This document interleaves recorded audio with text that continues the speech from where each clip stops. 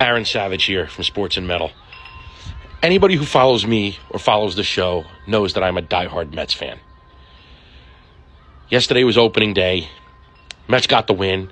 They are now, I think, 41-13 on opening day since 1970. Just throwing that out there. That's pretty freaking amazing.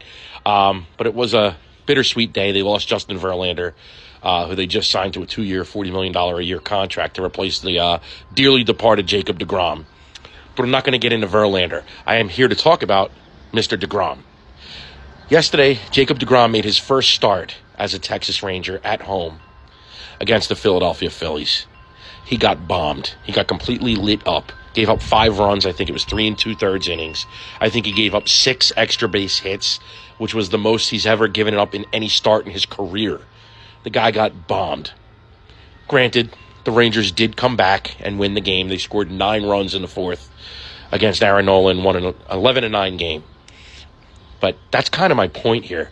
Yesterday's Rangers-Phillies game is a microcosm of what it's going to be like for Jacob deGrom pitching in Texas.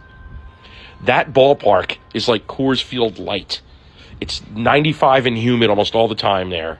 The ball flies. The park's a bandbox. Offense is always juiced in that park.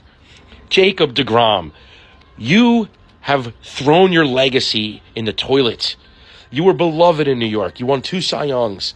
You could have stayed with the Mets. You were under contract. You would have re-signed. You could have opted out and come back to the Mets after you got the Texas offer. I can't imagine Steve Cohen wouldn't have given you something reasonable, even though you did get 5 years, $185 million in Texas.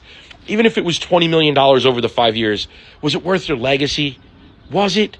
You could have gone down as a Hall of Famer, all-time great Met, all-time beloved player in New York, like literally like royalty in the city of New York, royalty.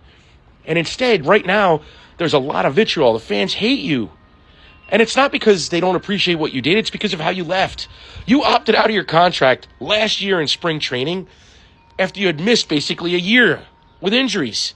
Who opts out of a contract when they're getting paid that good when they haven't even pitched? So you put a bitter taste in Mets fans' mouth, and then you got hurt that spring training and missed almost all of last year, too.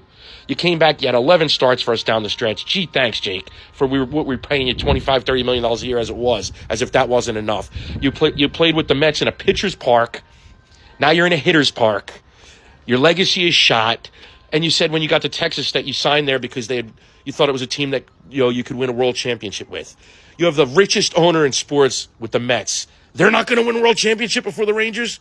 Get the fuck out of here, Jacob deGrom. Get the fuck out of here. You're crazy.